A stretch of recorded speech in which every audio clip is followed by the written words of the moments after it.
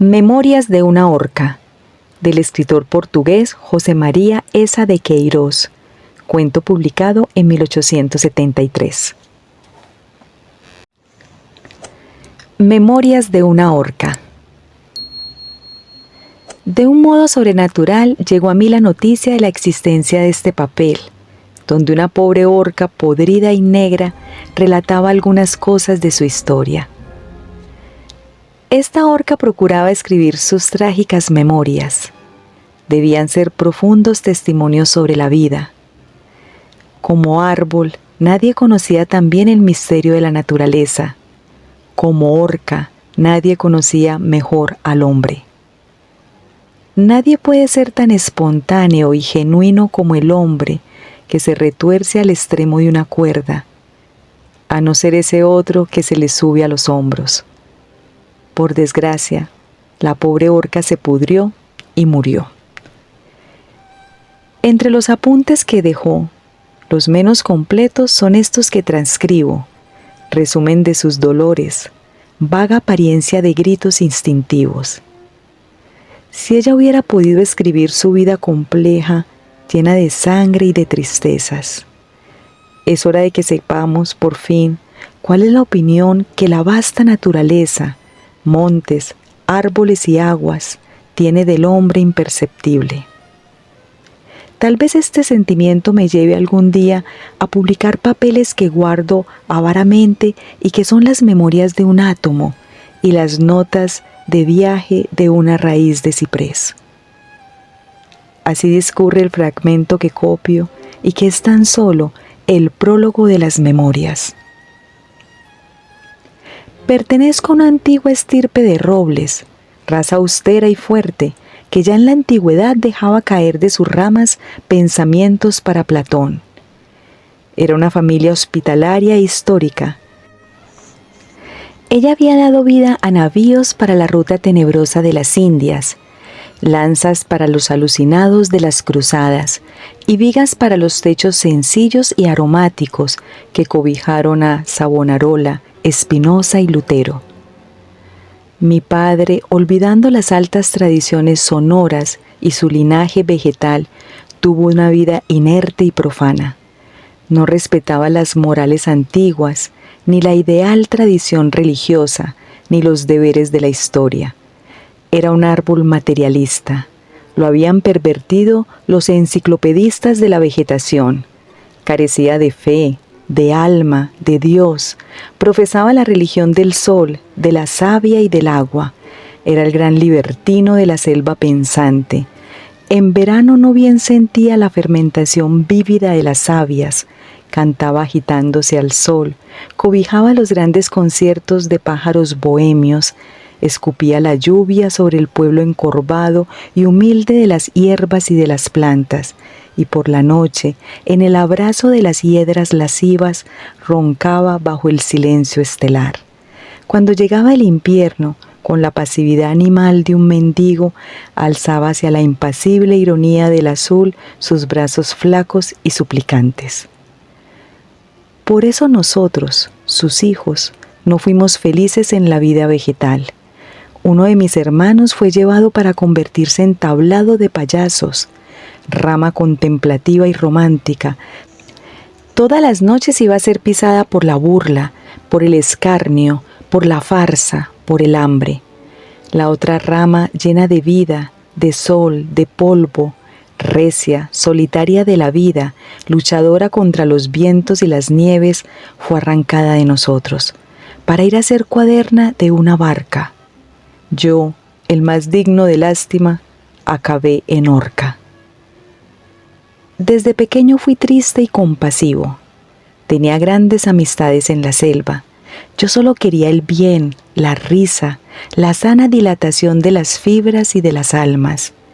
El rocío que me humedecía de noche lo lanzaba a unas pobres violetas que vivían debajo de nosotros, dulces muchachitas dolientes, melancólicas, condensadas y vivas de la gran alma silenciosa de la vegetación. Cobijaba a todos los pájaros en víspera de temporales. Era yo quien recibía la furia de la lluvia. Venía ella con los cabellos desgreñados, perseguida, mordida, quebrantada por el viento. Le abría mis ramas y mis hojas y la ocultaba allí al calor de la savia. El viento pasaba confundido e imbécil. Entonces la pobre lluvia, que lo veía alejarse, silbando lascivo, se dejaba caer en silencio por el tronco gota a gota para que el viento no la oyese, e iba a rastras entre la hierba a unirse con su alma madre, el agua. Hice por ese tiempo amistad con un ruiseñor que venía a conversar conmigo durante las largas horas ocupadas de silencio. El pobre ruiseñor abrigaba una pena de amor. Había vivido en un país remoto, donde los noviazgos tienen más lánguidas molicies. Allí se enamoró y lloraba conmigo en líricos suspiros. Tan mística fue su pena que, según me dijeron, el desdichado, impulsado por el dolor y la desesperación, se arrojó al agua. Pobre ruiseñor, nadie tan amante, tan viudo y tan casto. Quería yo proteger a todo ser viviente, y cuando las mozas campesinas venían a mi pie a llorar, yo alzaba siempre mis ramas como dedos para que la pobre alma negada en lágrimas pudiera ver todos los caminos del cielo. Nunca más, verde juventud lejana. En fin, era obligatorio que yo ingresara en la vida de la realidad. Un día uno de esos hombres metalizados que trafican con la vegetación vino a arrancarme del árbol. No sabía para qué me querían. Me tendieron en un carro y al caer la noche los bueyes empezaron a caminar mientras al lado un hombre cantaba en silencio de la noche. Yo iba herido, perdía mis fuerzas, veía las estrellas con sus miradas punzantes y frías, sentía que me alejaban de la gran selva, oía el rumor gimiente, indefinido y arrastrado de los árboles. Eran voces amigas que me llamaban. Encima de mí volaban aves inmensas. Sentía un desfallecimiento en un torpor vegetal, como si estuviera disipándome en la pasividad de las cosas. Me adormecí. Al amanecer, estábamos entrando en una ciudad. Las ventanas me miraban con ojos inyectados en sangre y llenos de un sol enfurecido. Yo solo conocía las ciudades por las historias que de ellas contaban las golondrinas en las veladas sonoras del boscaje. Pero como iba tendido y amarrado con cuerdas, solo veía las humaredas y un aire opaco. Oía un estrépito áspero y desafinado, en el que mi análisis descubría sollozos, risas, bostezos y además el sordo rechinar del fango y el tintineo sombrío de los metales. Olía, en fin, el olor mortal del hombre. Fui arrojado a un patio infecto, donde no había ni azul ni aire. Entonces empecé a comprender que una gran inmundicia aplasta el alma humana, ya que tanto se esconde de la vista del sol. Vinieron unos hombres que me golpearon despreciativamente con los pies. Estaba yo en un estado tal de torpor y de materialidad que ni siquiera sentía la nostalgia de la patria vegetal. Al otro día un hombre se me acercó y empezó a darme hachazos. Ya no sentí más. Cuando recobré el sentido, iba otra vez atado en el carro y por la noche un hombre aguijoneaba los bueyes cantando. Sentí que lentamente renacían mi conciencia y mi vitalidad. Sospeché que estaba transformado en otra vida orgánica. No sentía la fermentación magnética de la savia, la energía dinámica de los filamentos y la superficie vivaz de las cortezas. Alrededor del carro iban otros a pie.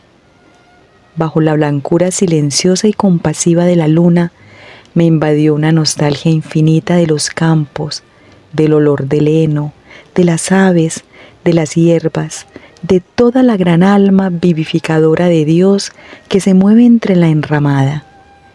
Adivinaba que iba hacia una vida real, de servidumbre y de trabajo. ¿Pero cuál? Había oído hablar de los árboles que van a ser leña, que calientan y crean, y al sentir en la convivencia del hombre la nostalgia de Dios, luchan con sus brazos de llamas para apartarse de la tierra.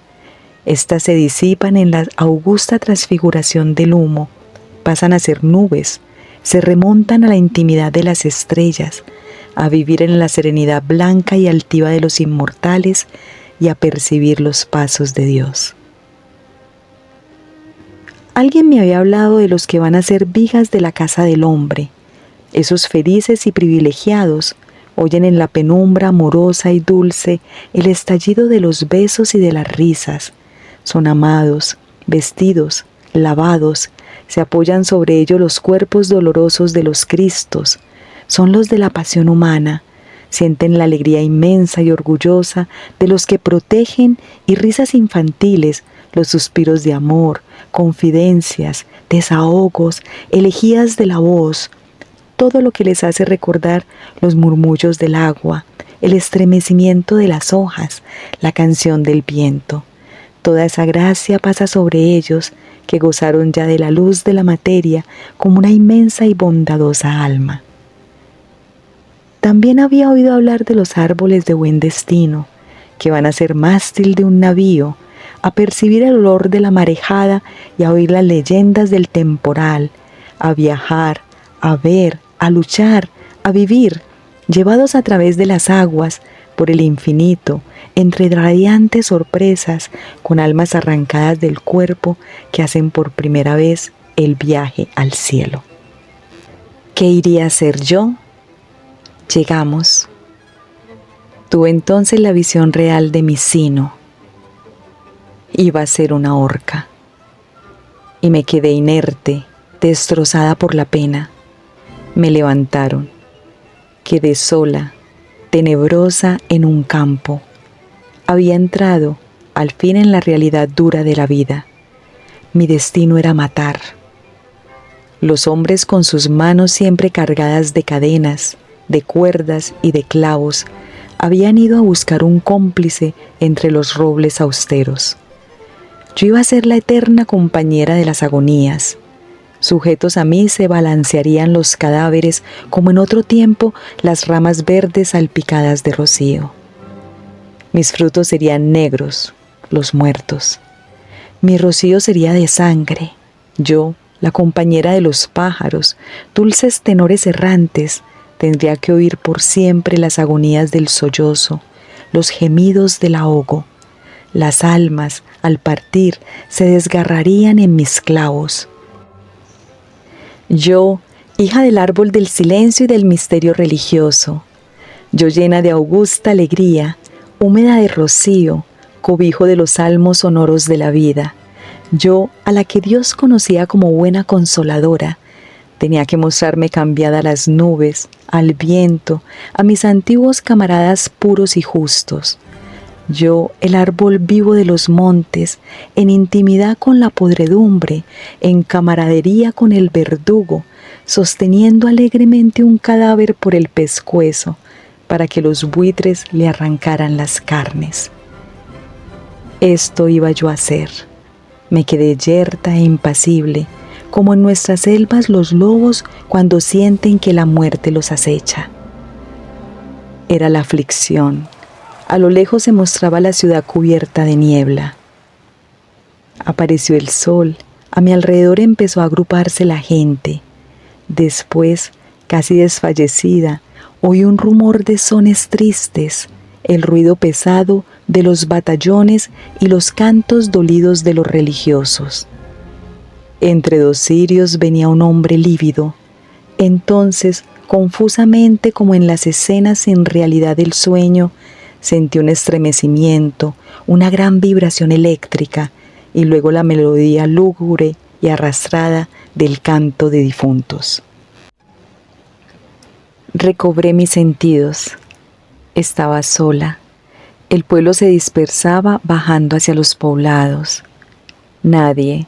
La voz de los sacerdotes descendía lentamente como el flujo final de una marea. Era al caer de la tarde. Vi libremente, vi, colgado de mí, tieso, flaco, con la cabeza caída y dislocada, estaba el ahorcado. Me horripilé. Sentía yo el frío y el lento subir de la putrefacción. Iba a permanecer allí de noche, sola, en aquel descampado, sosteniendo en mis brazos aquel cadáver.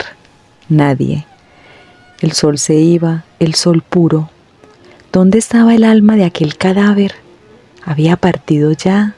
¿Se habría diluido en la luz, en los vapores, en las vibraciones? Percibí los pasos de la triste noche que llegaba. El viento hacía oscilar el cadáver, la cuerda crujía. Yo temblaba, hundida en una fiebre vegetal de desgarros y silencios. No podía estar allí sola. El viento me llevaría, arrancándome en pedazos hacia la antigua patria de las hojas. No, el viento era suave, casi tan solo el aliento de la sombra.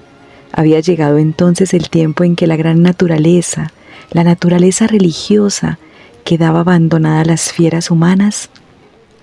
Los robles ya no eran un arma. Era justo que el hacha y las cuerdas llegaran a buscar las ramas, productos de la labor de la savia, del agua y sol, trabajo arduo de la naturaleza, forma brillante de la intención divina, para llevárselas hacia el universo de la impiedad, para convertirlas en tablas de horca, donde los cuerpos penden para la putrefacción, y los ramajes puros que fueron testigos de las religiones, ya no servían más que para poner en práctica las condenas humanas.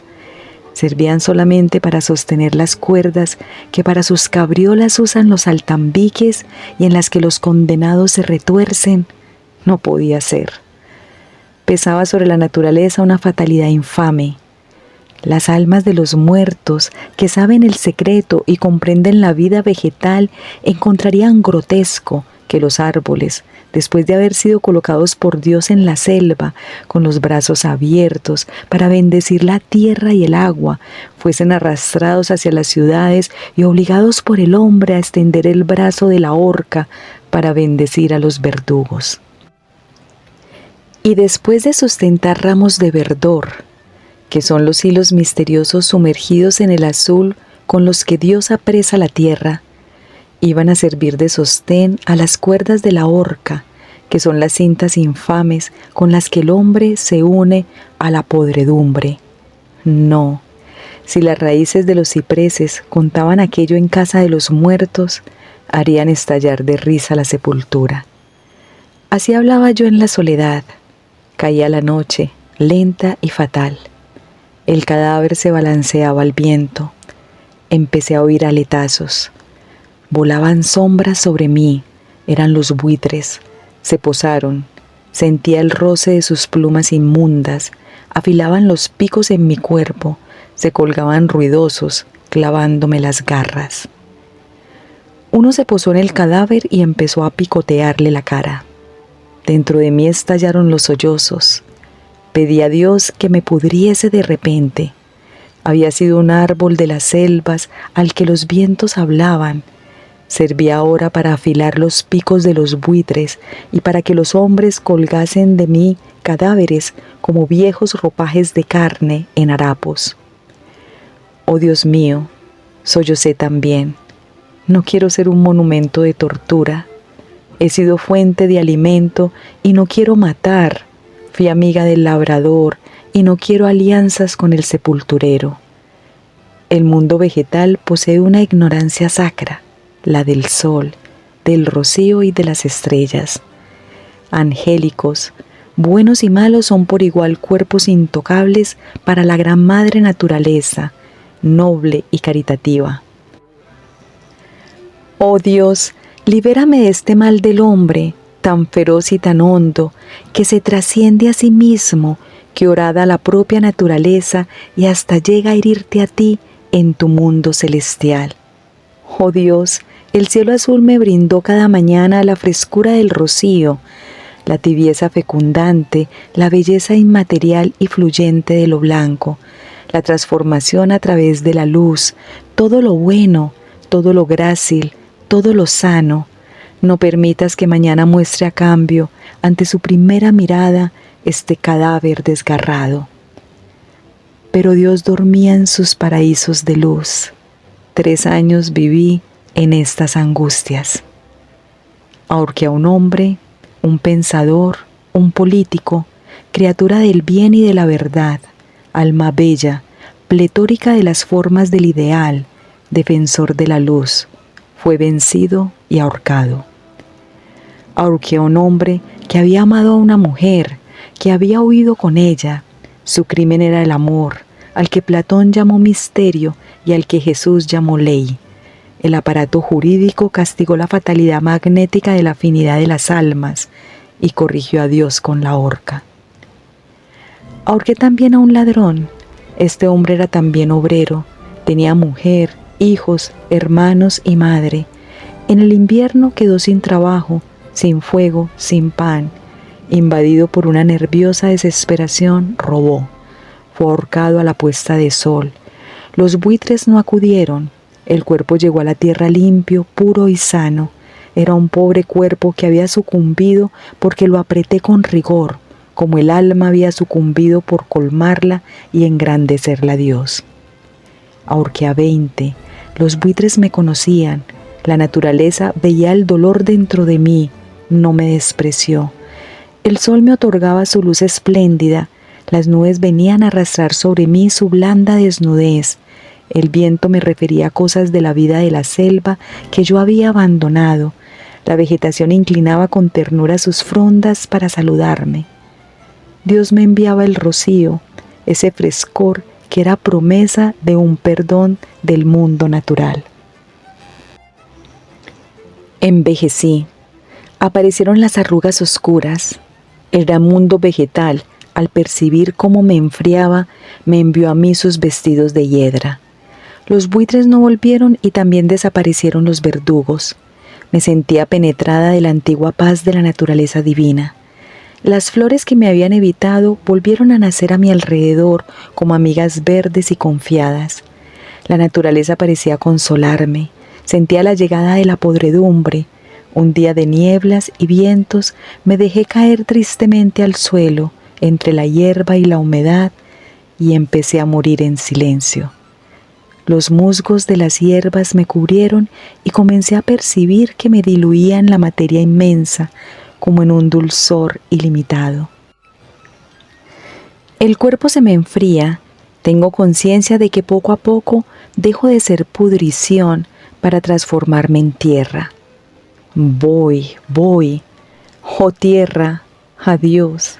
Me vierto a través de las raíces. Los átomos huyen hacia toda la vasta naturaleza, hacia la luz, hacia el verdor. Apenas oigo el rumor humano. Oh, antiguas Cibeles, voy a meterme dentro de la circulación material de tu cuerpo.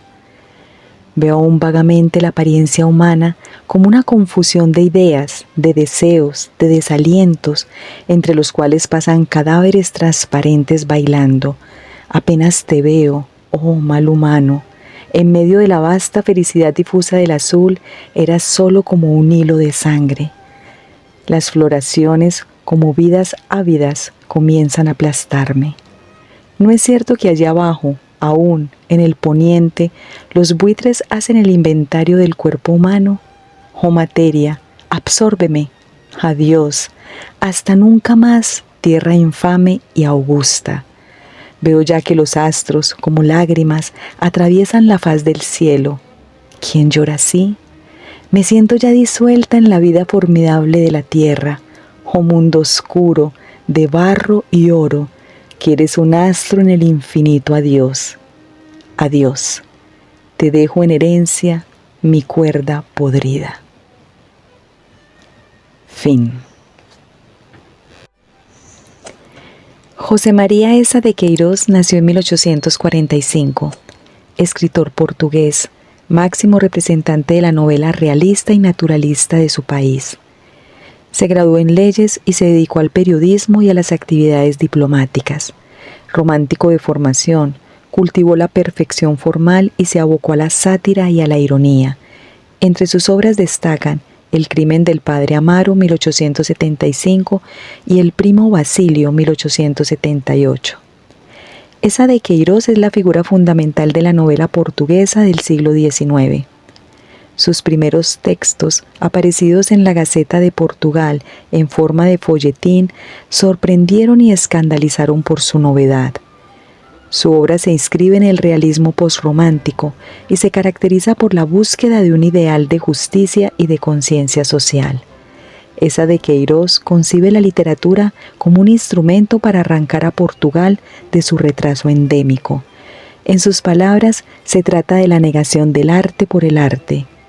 La afirmación de su anticlericalismo y la inquietud por la decadencia de la patria son también temas recurrentes en sus textos. Su actividad periodística lo condujo a África y Asia, experiencias que le inspiró Egipto. Notas de viaje. En 1871 publicó Las Farpas, pequeños cuadernos de sátira social, cultural y política que revelan su buen manejo de la ironía y su talento como humorista. En su etapa realista, que daría como fruto una serie de novelas centradas en la crítica del conformismo, la hipocresía o la vanidad de sus contemporáneos, su narrativa resulta particularmente admirable por la elegancia de su estilo, la descripción de los ambientes y la caracterización de los personajes típicos, si bien no se profundiza en su psicología. El crimen del padre Amaro es la primera novela importante de la escuela realista portuguesa. En la línea de Flaubert y Émile Zola, inaugura uno de los temas recurrentes del naturalismo, el problema del celibato eclesiástico y de sus consecuencias. Ya en esta primera novela, esa de Queiroz mostró un singular dominio de las técnicas narrativas. Las obras sucesivas lo harían famoso en toda Europa. En la misma línea naturalista se encuentran las novelas El primo Basilio y Los Maya, mientras que en El mandarín y La reliquia, la base realista se conjuga con la fantasía. La carga crítica de estas novelas se suavizó en una dirección más constructiva en sus últimas obras, La ilustre casa de Ramírez, 1900, y La ciudad y las sierras, 1901. José María Eza de Queiroz murió en París en 1900. Gracias por escuchar. Narradores: Marilena Gil y Fernando Gutiérrez. Libromante es un proyecto enfocado en la difusión de obras literarias. Suscríbete y siempre recibirás nuestro contenido. Deja un like y esto nos ayuda a llegar a más personas. Muchas gracias.